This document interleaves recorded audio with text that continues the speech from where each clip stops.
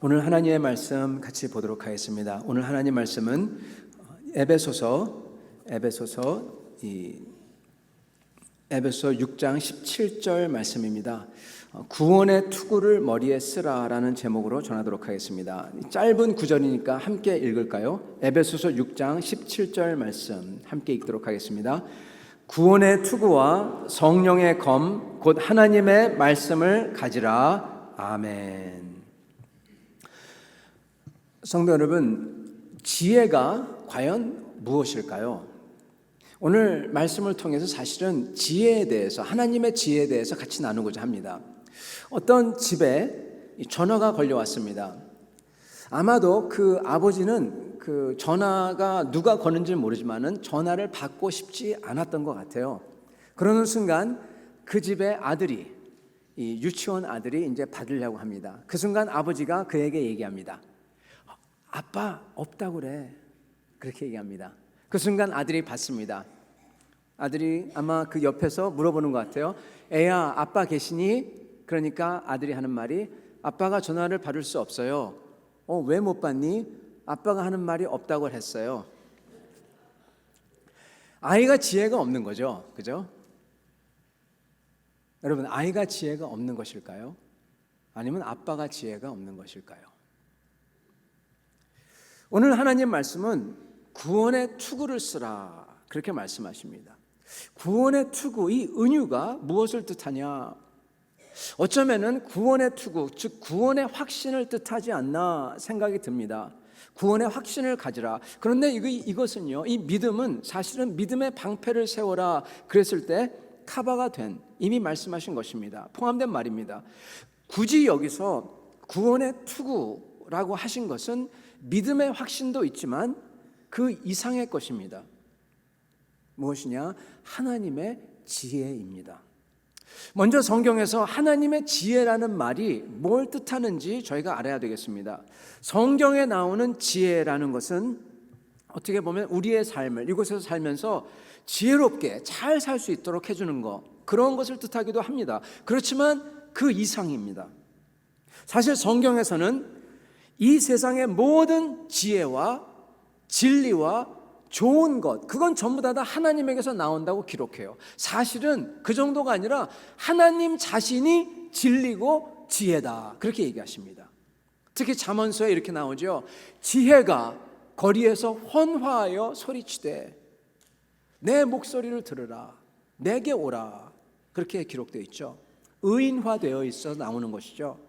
여러분, 이 뜻은, 이 지혜는 그냥 우리가 생각하는 그러한 머리에 있는 것, 이 이상이라는 것입니다. 이것은 어떠한 분이라는 것입니다. 성경에 나오는 지혜는 그냥 세상을 잘 살도록 해주는 그러한 지혜를 뛰어넘은 하나님과 같은 존재를 뜻하는 겁니다. 그분을 만나라, 그분을 받아라. 더 정확히 말하자면요, 이 지혜는 하나님과 같이 계신 분이고, 태초에 빛이 있으라 그랬을 때 그 말씀이 빛이 있게 했죠. 그 말씀이 바로 지혜입니다. 그것을 요한복음 1장 1절에서는 이렇게 얘기합니다. 태초에 말씀이 계시니라. 이 말씀이 하나님과 함께 계셨으니 이 말씀은 곧 하나님이시니라. 14절에 이렇게 나옵니다. 그 말씀이 육신이 되어 우리 가운데 거하심에 우리가 그의 영광을 보니. 구원의 투구를 쓰라는 것은, 성경에 나오는 지혜는 하나님, 그것도 성자 하나님인 예수님을 뜻하고요.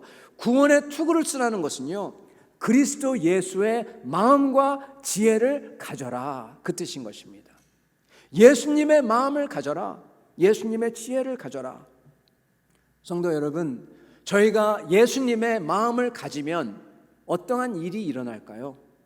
예수님의 지혜를 갖게 되면 어떻게 될까요? 우리가 이 세상 삶을 잘 살까요? 저희가 주님의 마음과 지혜를 가지면요, 간단합니다. 나도 예수님처럼 살게 되는 것입니다. 예수님처럼 살게 되는 것은 뭐냐? 간단히 얘기하자면 하나님의 뜻을 순종하며 살게 되는 것입니다. 아버지의 뜻을 순종하면서 사는 거예요. 하나님을 순종했기에 우리 예수님은 이 세상을 이겼다고 합니다. 그 모습이 이겼대요. 십자가를 지셨는데 이겼대요. 사도 바울은 예수님을 따라서 가서 그렇게 살았는데 이겼다, 그렇게 얘기합니다. 마지막에 이긴다. 사도 베드로도 마찬가지고 초대교회 성도들도 그렇게 순종하면서 살아서 하나님 나라에서 이긴 것입니다. 크게 된 자가 된 것입니다. 주님의 지혜를 가질 때 저희도 그러한 사람이 된다. 그렇게 될 수 있도록 지혜를 가져라. 그렇게 말씀하시는 것입니다. 그래서 구원의 투구를 쓰라라는 뜻은 하나님께서 구원받은 자에게 주시는 주님의 마음과 지혜를 가져서 결국 이 세상에서 어렵고 힘들더라도 반드시 승리하게 되는, 그러한 승리를 가지게 되는 그러한 구원의 지식을 가져라, 그 뜻인 것입니다. 성도 여러분, 오늘 이 말씀을 통해서 저희도 이 지혜를 써서 하나님의 말씀을 따라 순종해서 이 세상을 이기는 우리 모두 다 될 수 있기를 간절히 축원합니다. 먼저 이 지혜에 대해서 잠깐 여러분과 같이 먼저 알아보고자 합니다. 여러분, 지혜가 뭘까요? 지혜에 대해서 이러한 이러한 그 정의가 많이 내려져 있어요. 근데 아마도 지혜는, 가장 보편적인 것은 지혜는 아마 언제 뭐를 어떻게 할 줄 아는 게 지혜일 것입니다. 행동하는 원리죠. 여러분, 우리 모두 다 지식 그리고 지혜, 그거의 차이점을 알죠, 그죠? 지식은 뭐를 모르고 뭐를 알고 더 아는 것입니다. 근데 지혜는 그 지식을 가지고 적절하게 어떻게 쓰고 어떻게 안 쓰고, 그게 바로 지혜죠. 아마 이런 지혜는 우리가 다 공감할 겁니다. 이게 필요하다는 것은. 실례합니다. 예를 들어서요, 어떤 분이 음주 사고로, 그러니까 drunken driving이죠. 음주 사고로 사고가 나서 돌아가셨습니다. 그 가족의 이제 그 장례식장에 갔어요. 그 장례식장에 가서 그 가족이 있는 데서 다른 사람들도, 친구들도 왔어요. 자기 친구들도 와가지고 인사한 다음에 바로 그 옆에서 소리가 다 들리는 데서, 야, 음주운전하면 안 돼. 음주운전하면 이렇게 돼. 이거는 큰 범죄야. 음주운전하면 이렇게 그냥 빨리 가. 막 그렇게 얘기하는 것. 여러분, 이거는 음주운전의 위험성을 모르는 사람에겐 지혜가 될지도 모릅니다. 그렇지만 그 유족 앞에서 이렇게 말하는 것은 비록 그게 사실이더라도 매우 지혜롭지 못한 거죠. 음주운전이 위험하고 위중한 행동인지는 다 압니다. 그러나 이것보다 더 큰 것은 목숨이고, 지금 목숨을 앗아가는 비극이 일어났기에 그분을 위로하려고 갔는데 그걸 무시하고 이게 사실이라고 해가지고 그것을 무차별로 막 크게 떠드는 거는, 그거는 지혜가 없는 거죠. 그래서 지혜는 언제 무엇을, 암만 좋은 거더라도, 엄만 그게 사실이라도 그것을 언제 무엇을 할 줄 아는 행동 원리를 아는 거죠. 또한 지혜는 여러분, 어떠한 관점을 가지느냐가 또한 지혜입니다. 아까는 행동 원리라면은 이번에는 관점인 것입니다. perspective죠. 저희가 어떤 관점을 가지느냐에 따라서 모든 삶과 행동이 달라집니다. 하나님이 주권자고, 하나님이 살아계시고 존재하시고, 그가 살아있고 그가 주권자고 나를 사랑하는 구세주다, 그거를 정말 갖고 있는 시각이 있다면 여러분, 세상을 사는 게 달라져요. 어떤 사람은 이게 없고 이 세상만 있고, 이 세상에 제일 중요한 거는 힘이고 그리고 돈이고 물질이고 그게 법이다. 그런 사람들은 사는 모습이 판이하게 달라집니다. 그거에 따라 행동하게 되는 거죠. 그래서 저희가 어떻게 세상을 보고 이해하고 해석하느냐, 이게 지혜인 것이죠. 여러분, 그런데 여기서 크리스찬들이, 하나님이 주권자임을 믿는 많은 크리스찬들이, 특히 신앙이 좋을수록 여기서 그릇된 관점을 가지는 경우가 많습니다. 이거에 대해서 Knowing God, 하나님을 아는 지식이라는 책에서 J.I. Packer라는 분이 이거에 대해서 말씀한 게 있습니다. 이걸 약간 나누겠습니다. 잘못된 지혜와 올바른 지혜죠. 먼저는 내 신앙 경험이 절대적이라는 관점입니다. 심지어 성경보다도 내 신앙 경험이 더 절대적이에요. 여러분, 예를 들어서 여러분께서 기차 그 전철 플랫폼에 올라갔다고 칩시다. 거기서 왼쪽을 봅니다. 한 500m나 보일까요? 많이 보면 1km. 그래가지고 1km라고 쳐요. 왼쪽으로 1km, 오른쪽으로 1km를 봅니다. 그래가지고 기차가 오는 게 보이고 오고 가는 게 보입니다.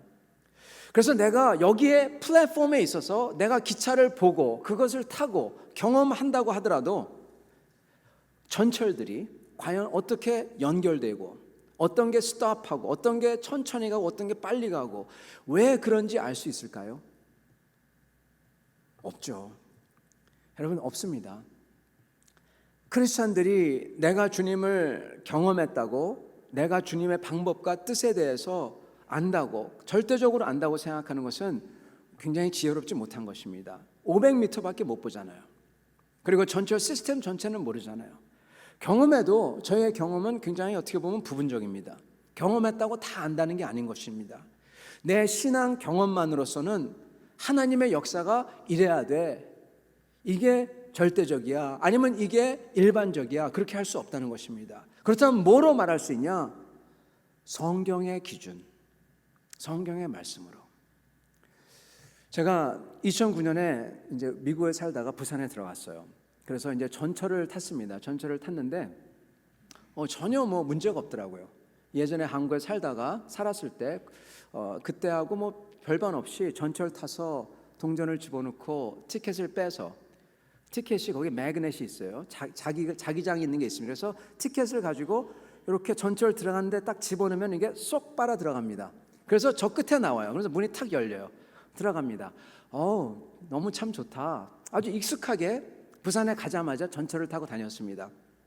그래서 외국 분들 만나면은 이렇게 하는 거라고 제가 가르쳐 주기도 하고 막 그랬죠.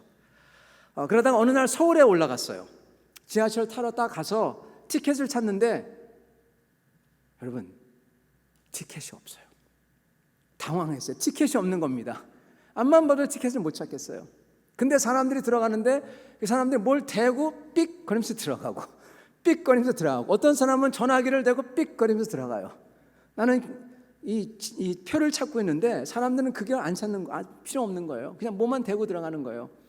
그래서 한참 동안 관찰하다가 알고 보니까 글쎄 이 뭐를 갖다가 받아서 사야 되는 거예요. 그래가지고 동그란 게 있는데 그거를 댈 때 이게 열리는 겁니다. 그래서 제가 가서 확실히 서울은 다르구나 이제 알고 보니까, 이 부산이, 제가 한국에 있을 때가 90년대였거든요. 90년대 시스템이 부산에 그대로 있었던 겁니다. 2000년대에도. 서울은 발전한 거죠. 여러분, 많이 달라진 겁니다. 제 경험이 다가 아니었던 거예요. 그러면 저희 마찬가지로요, 내 신앙의 경험도 있지만 다른 경험도 있고 더 큰 경험, 그것도 있다는 거예요. 사실은 나보다 더 주님을 크게 경험한 분들, 그것도 하나님의 뜻대로 올바르게 크게 경험한 분들이 수많이 있어요. 이분들이 제일 중요한 경험 중에서 제일 중요한 것을 따로 모아서 기록해 놨는데 그게 바로 성경이라는 것입니다. 그래서 오히려 성경 말씀을 읽고 믿어서 따르는 게 소위 주님을 경험했다 하며 자기의 500m, 어쩌면 1000m 경험을 내세우는 것보다 더 나을 수 있다는 것입니다. 여러분, 이게 하나가 있고, 두 번째는 여기서 어떻게 보면 더 중요한 그러한 신앙이 있는 분들이 만드는 그러한 지혜롭지 못한 미스테이크 하는 게 있는데 이것입니다. 예를 들어서 저번에는 플랫폼에 있었는데 여러분께서 이번에는 플랫폼이 아니라 지하철역 사무실에 들어갔다고 칩시다. 지하철 사무실에 들어가면은 거기에는 온갖 차트가 다 있을 겁니다. 실시간으로 어떠한 기차가 어느 선에서 몇 호선에서 지나가는지 다 나올 거예요. 그죠? 컨트롤 룸이죠. 어떤 차는 정차해 있고, 어떤 차는 천천히 가고, 어떤 차는 빨리 가고, 어떤 거는 늦게 가야 되고, 어떤 거는 서로 교차하고. 만약에 전철이 스탑한다면 그 전철 안에 있는 사람들은 이해되지 않죠. 아니 왜 스탑하지? 그죠? 그러나 컨트롤 패널을 보는 사람은 왜 저 전차가 저기에 스탑해야 되는지 이해할 수 있죠. 전체 그림이 보이니까요. 그죠? 많은 신앙인들이, 신앙이 좋은 분들이 이렇게 생각합니다. 신앙의 지혜가 뭐냐? 그거는 전체 그림을 보는 관점을 가지는 거라고. 소위 하나님의 관점을 가져서 세상을 보는 거라고. 즉 진짜 영적인 사람은 하나님의 지혜를 발견하고 그 지혜는 하나님의 전체 그림을 볼 수 있는 거라고. 그러하면 우리는 어려움을 이기고 우리의 삶을 다스릴 수 있다고. 어떻게 생각하십니까? 하나님의 그림 전체를 다 볼 수 있다. 얼마나 좋을까요? 그럴 수만 있다면. 여러분, 저희는 그 그림을 다 알 수가 없습니다. 어떤 사람들은 어려움과 아픔이 있을 때 하나님이 왜 이런 아픔을 허락하는지 알려고 합니다. 그거는 좋은 겁니다. 그런데 어떤 사람은 그것을 자기가 안다고 합니다. 그리고 심지어는 어떤 사람, 다른 사람들에게 이게 맞다고, 이게 하나님의 계획이라고 말도 합니다. 성도 여러분, 사실은요, 하나님은 이런 지식을 그 누구하고도 나누지 않는다는 사실입니다. 그리고 하나님께서 나누신다고 하더라도 우리가 그것을 핸들할 수가 없어요. 감당할 수가 없어요. 하나님께서 왜 우리에게, 우리의 삶이 왜 이런지 큰 그림을 주지 않고 세상의 이치를 알게 하고 내가 거기에 어떻게 속해 있고 내 삶의 의미가 어떤 것이고 내 삶을 통해서 어떤 게 막 일어나고 이런 걸 안 보여주세요. 왜요? 왜냐하면은 우리의 머리로서는, 우리의 인간적인 한계로서는 이것을 이해할 수가 없는 거예요. 여러분 생각해 보세요. 마치 도미노처럼 하나가 일어나면은 내 삶을 통해서 온 우주가, 온 사람들의 삶이 다 영향을 미치며 달라지는데 이것을 저희가 어떻게 알 수가 있습니까? 하나님의 지혜는 전체를 알고, 이게 아니라 비밀스러운 무슨 계시를 알게 해주는 게 아니라 우리로 하여금 그 하나님이 우리를 다스리고 있다는 것을 믿게 하고 그것을 따라서 한 걸음씩 살게 하는 게 하나님의 지혜인 것입니다. 그래서 믿음으로써 순종하면서 하나님을 따라서 한 걸음씩 가는 것, 이것을 성경은 지혜라고 합니다. 사무엘상 15장 22절에 이렇게 기록되어 있습니다. 사무엘이 이르되 여호와께서 번제와 다른 제사를 그의 목소리를 청종하는 것을 좋아하심같이 좋아하시겠나이까. 순종이 제사보다 낫고 듣는 것이 수장의 기름보다 나으니. 하나님께서 저희에게 요구하시는 것은 순종이에요. 우리가 이해가 되지 않으니까 하나님께서 인도하시는데 그것을 따라서 한 걸음씩 가는 것입니다. 사실은요, 신앙인만 그렇게 사는 게 아니에요. 이 세상에 있는 모든 사람이 다 이 원리로 삽니다. 어떤 사람들은 자기가 성공한 분들이 자기가 큰 청사진이 다 있어서 지금 성공한 모습, 이 청사진이 다 있어서 이것을 차근차근 다 이뤘다, 그렇게 말씀하시는 분이 있을 수도 있겠습니다. 근데 제가 보니까 그런 게 아니더라고요. 예를 들어서 애플 회사의 스티브 잡스나 마이크로소프트의 빌 게이츠, 이분들이 쓴 글을 읽어보니까 그게 전혀 아니더라고요. 이분들은 내가 앞으로 애플을 만들겠다, 그 청사진을 그려놓고 갖다가 하나씩 이루어간 게 아니라, 여러분 스티브 잡스의 이야기 아시죠? 이분은 뭐를 갖다가 하고 싶었냐, 이분이 제일 좋아한 거는 요가래요. 요가와 명상. 이분은 그것 때문에 자기가 다니는 학교를 다 그만두고 이 하리 크리시나 템플에 가서 밥을 얻어먹고 요가를 했다고 합니다. 근데 먹고 살아야 되니까 이분이 뭘 하기 시작했냐, 자기 친구와 함께 게임기 있죠, 이것을 고쳐서 팔기 시작했대요. 그러다가 어느 날 이것보다 더 좋은 게임기를 만들겠다 해서 게임기를 만들었습니다. 근데 그게 막 날개돋치니 잘 팔려요. 그래서 이분이 다른 친구와 함께 그렇다면 이번에는 아주 더 좋은 기계를 만들자. 그래서 애플2가 그때 나왔다고 하죠. 한 걸음씩. 세상 사람도 그렇습니다. 큰 그림은 하나님 아버지만이 아실 수 있는 지식인 것입니다. 심지어 아픔과 나쁘게 생각되는 일도 그렇습니다. 우리는 왜 이때 이런 아픔을 허락하고, 특히 하나님을 아는 사람에게 왜 이런 게 일어나나, 이것을 모릅니다. 알 수가 없어요.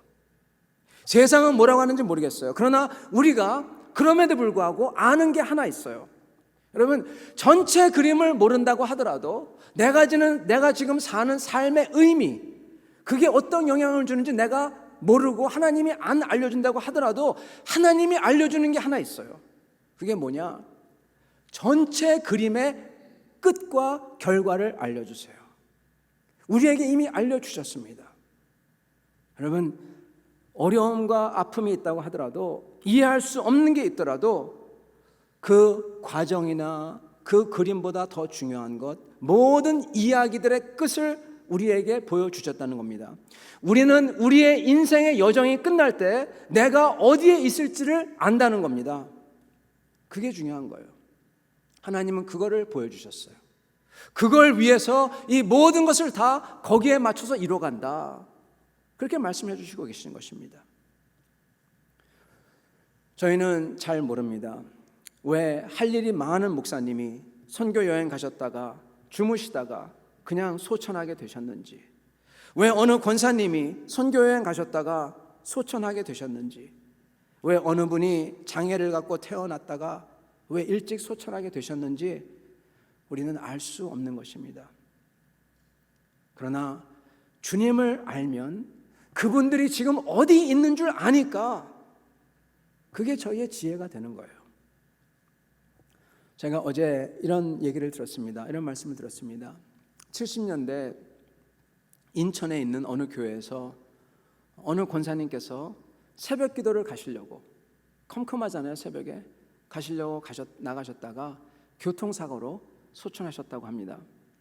많은 사람들이 그것을 듣고는, 아니 왜 굳이 새벽에 그 노인분이 새벽 기도를 간다고 나가서 이렇게 사고가 났냐, 그렇게 얘기들이 많이 나왔다고 그래요. 새벽 기도 때문에 사람이 죽었다. 그리고 새벽 기도를 강조했던 담임 목사님, 그분에게 책임을 묻는 목소리가 점점 커졌다고 합니다. 왜 이것 때문에 권사님이 죽게 됐냐.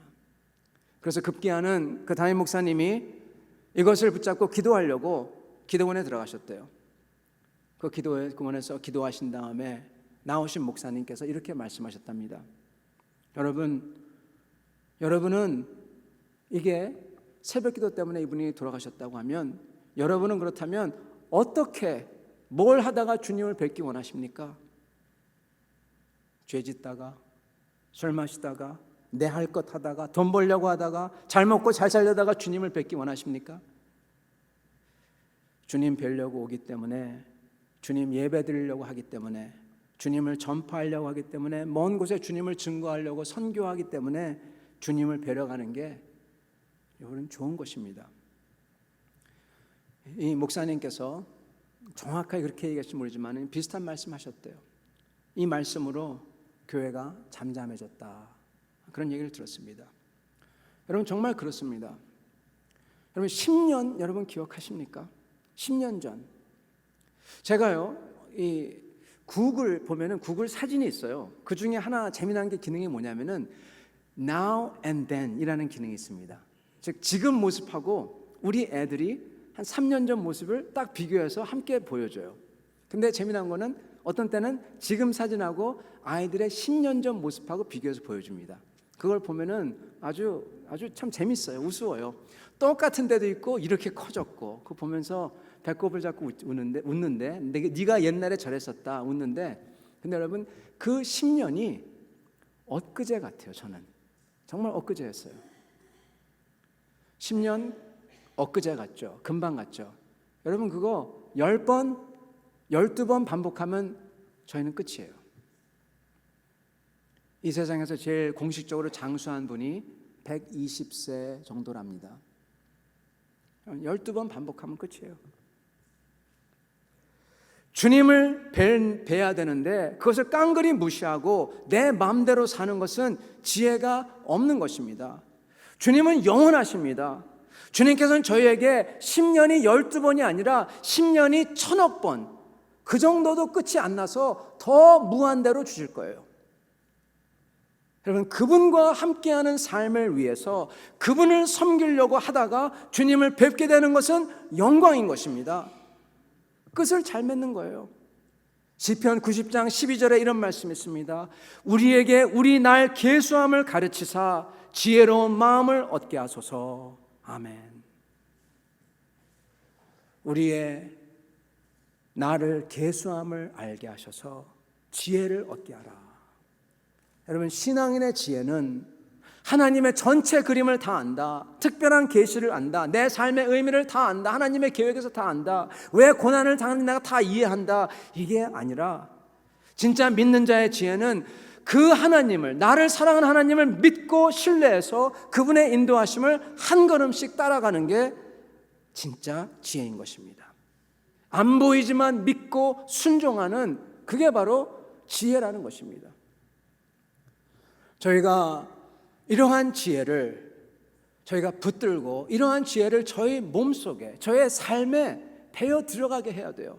문제는 뭐냐면 여러분, 사실은요, 이게 머리로서는 이해가 돼요. 머리로서는 많이 들었어요. 예전에도 이거 압니다. 근데 이게 잘 안 된다는 것입니다. 내 삶에서 이게 잘 안 돼요. 어떻게 해야 나도 그것을, 이게 내 몸속에 배어서 정말 뜻있는, 하나님께서 기뻐하시는 그러한 삶, 지혜로운 삶을 살 수 있을까요?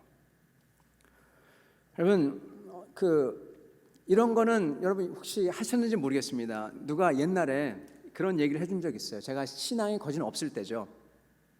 그 친구가 나한테 이상한 얘기 많이 해줬는데, 그럼 피라밋이 굉장히 신비하대요. 피라밋을 갖다가 만들어 놓고 그 속에다가 녹슨 면도날을 집어넣으면 그게 녹이 다 없어진다. 그러면서 그 친구 해준 얘기입니다. 그러면서 나한테 하는 말이, 야, 이거 아니? 성경책을 자기 전에 네가 원하는 장을 펼쳐가지고 딱 베개 밑에 놓고 덮고 자면은, 잘은 모르죠, 성경에 신비한 힘이 있어가지고 그 내용이 네 마음속에 들어와. 진짜? 진짜야. 그래? 제가 그것을 해본 적이 있습니다. 여러분, 될까요, 안 될까요? 바보스러운 것 같지만 처음에 주님을 믿고 나서는 별 이야기가 다 신기했어요. 어떻게 보면 좀 약간 걸리블했죠. 이렇게 한다고 진짜? 트라이를 많이 해봤어요. 이것저것 많이 트라이 해봤습니다. 지혜가 없었는지도 모르죠. 성도 여러분, 그런 것은 아닙니다. 그거는 지혜로운 방법이 아니죠. 하나님은 인격적이신 분이에요. 하나님이 계시하는 것도 인격적이십니다. 방법도 인격적으로 우리가 읽고 듣고 알고, 그래서 우리가 인격적으로 결단할 수 있도록, 순종할 수 있도록 하는 게 하나님의 방법이십니다. 그죠? 그게 하나님이 기뻐하시는 방법이에요. 그래서 어떻게 하면은 이 하나님을 따르는 그 모습이, 그 지혜가 우리 몸에 배이냐, 이거에 대해서 세 가지 방법을 오늘 여러분과 나누고 말씀을 마치도록 하겠습니다. 여러분, 첫 번째는 하나님의 말씀을 들을 수 있는 겸손을 가져야 된다는 것입니다. 여러분, 하나님 말씀 보면은 잠언서 1장 7절에 이렇게 나옵니다. 여호와를 경외하는 것이 지식의 근본이거늘. 아멘. 진짜 주님의 지혜를 배우려면 경외해야 돼요. 미련한 사람은 뭡니까? 미련한 자는 지혜와 훈계를 멸시하느니라. 미련한 사람은 하나님 앞에서 그렇게 겸손하지 않습니다. 저희가 하나님 앞에서 겸손을 하려면은 주님을 주님을 두려워야 해야 되는 것입니다. 제가 가만히 보면 그래요. 정말로 주님이 은혜를 많이 받잖아요. 근데 어떤 때는 은혜를 받으면 받을수록 저희가 주님 앞에 겸손해야 되는데, 어떤 때는 주님 앞에서, 실례합니다, 이런 말 써서 까부는 때가 있어요. 교만하게 나가는 때가 있어요. 인간이 그런 것 같아요. 보면은 참 인간이 죄가 있어서 그분에게 잘해주잖아요. 잘해주는 분이 있으면은 그분을 순종하고 그분을 더 어렵게 생각하고 그래야 할 텐데, 많은 사람들은 그러한 사람들을 쉽게 생각해 버립니다. 저희는 서로 간에도 이 쉽게 생각하면 안 됩니다. 서로 간에 물론 어렵게 생각하는 것 좋지 않겠지만, 그렇지만은 서로 간에도 저분을 높게 여기고 그분에게 저희가 공손하게, 어렵게 나름대로는 그렇게 여기고 다가가야 될 것입니다. 그렇기 때문에 여러분, 이 말도요, 저희가 잘해야 돼요.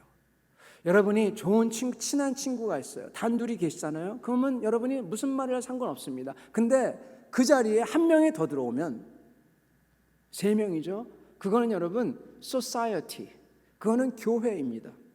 그럴 때는 함부로 막 반말을 하거나 막말을 하면 안 됩니다. 옆에 계신 분을 위해서라도, 저희가 말이 무너질 때 태도가 무너지고, 태도가 무너질 때 행동도 무너지는 것입니다. 저는 여태까지 목회를 쭉 하면서 저의 결심 중에 하나는, 제가 결심한 것 중에 하나는 뭐냐면요, 제가 저보다 나이가 어린 사람에게도, 저의 부목사님이나 부교육자에게도 나는 반드시 깍듯하게 존댓말로 대한다. 그게 저의 결심 중에 하나였어요. 여태까지 해왔습니다. 근데 그게 중요한 게, 말이 무너지면요 다 무너지더라고요. 하나님도 마찬가지입니다.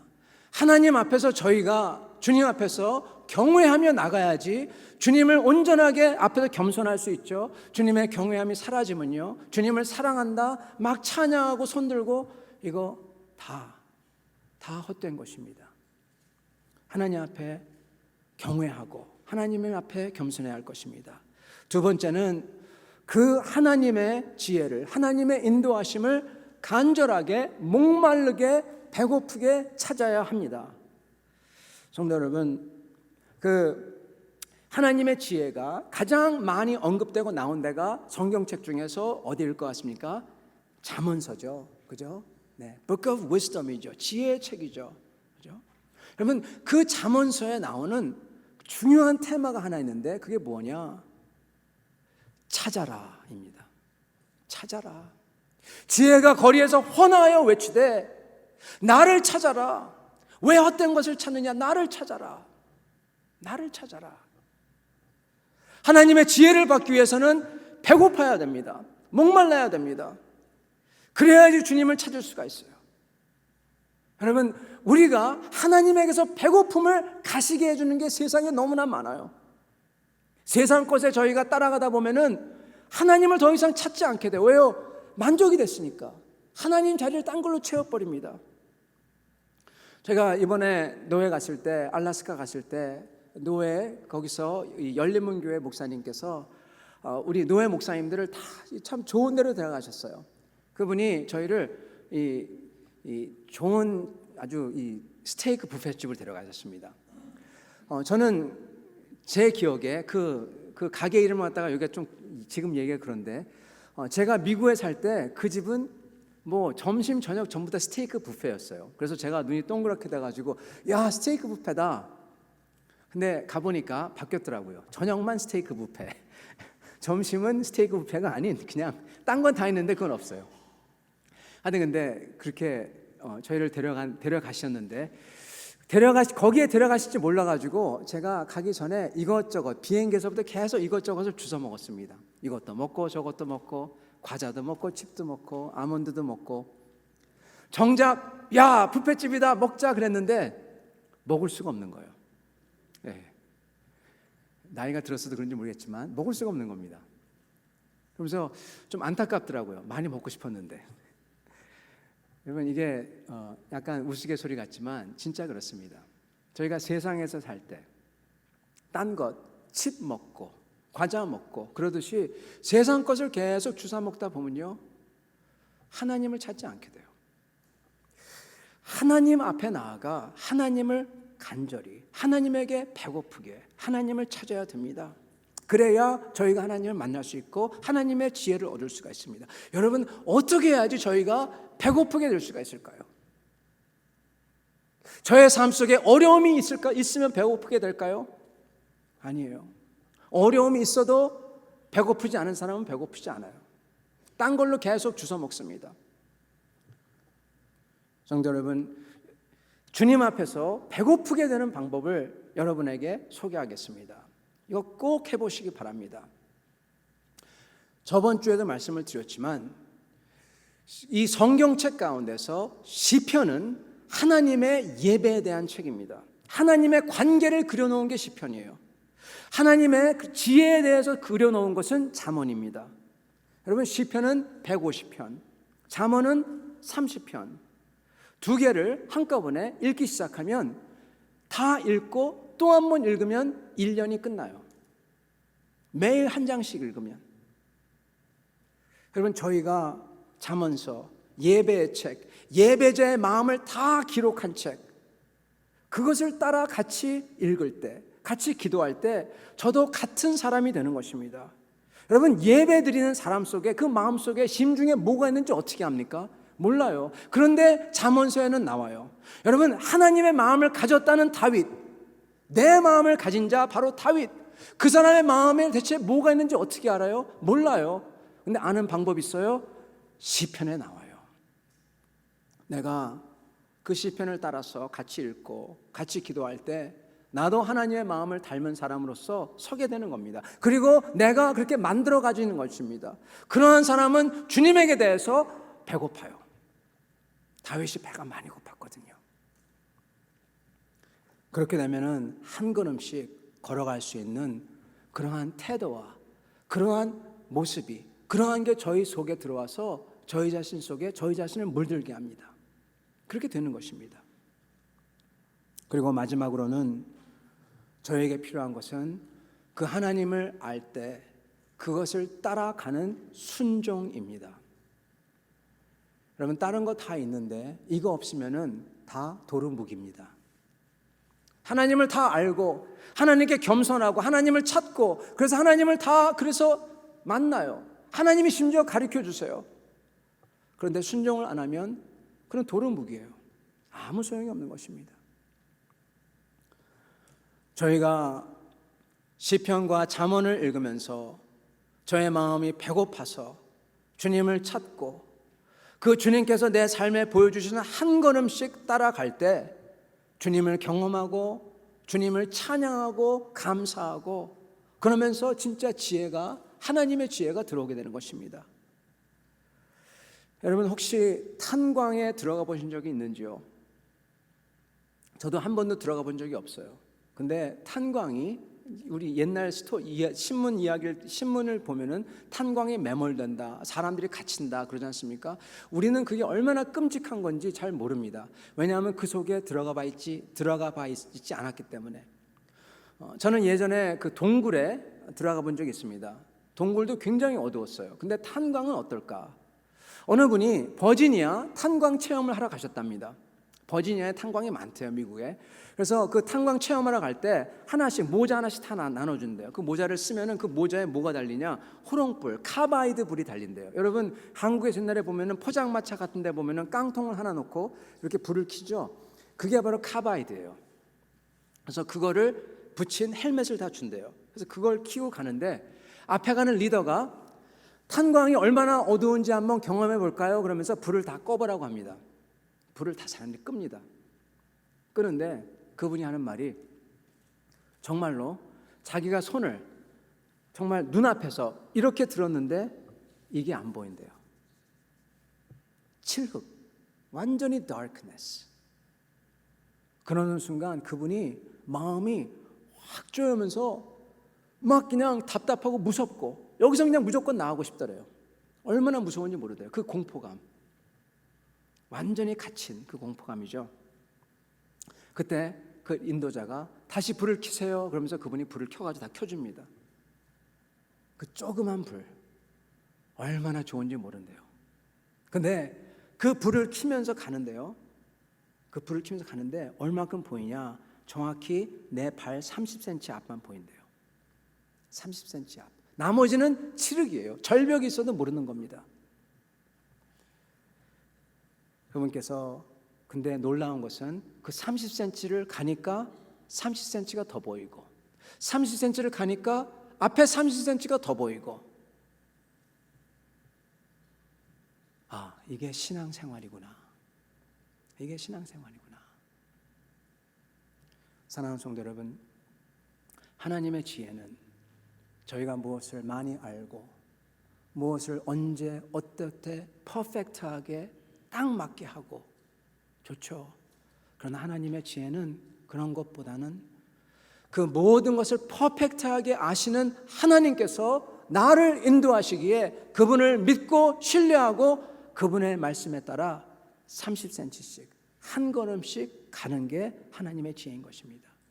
그럴 때 저희 앞에서 저희가 생각지도 못했던 그러한 일들이 벌어지고 하나님의 기적이 나타나고 하나님께서 문을 열어주시고 하나님께서 살아계신 것을 저희가 경험하게 되는 것입니다. 그 살아계신 하나님을 경험하는 게 하나님의 지혜인 거예요. 그래서 주님 나라 갈 때 주님을 알고 주님을 기뻐하고 그렇게 만드는 게 하나님의 지혜인 것입니다. 사랑하는 성도 여러분, 오늘 우리는 그 하나님을 경외합시다. 하나님께 목마르려고 하나님의 말씀인 시편을 읽읍시다. 그리고 하나님 앞에 나아가 내 삶을 의뢰하고 의탁하고 주님을 찾읍시다. 그랬을 때 주님께서 저의 삶을 인도해 주시며 구원의 헬멧을, 투구를 쓴 사람으로서 모든 것을 승리하게 해주실 것입니다. 그러한 여러분과 저가 되기를 간절히 축원합니다. 같이 기도하겠습니다.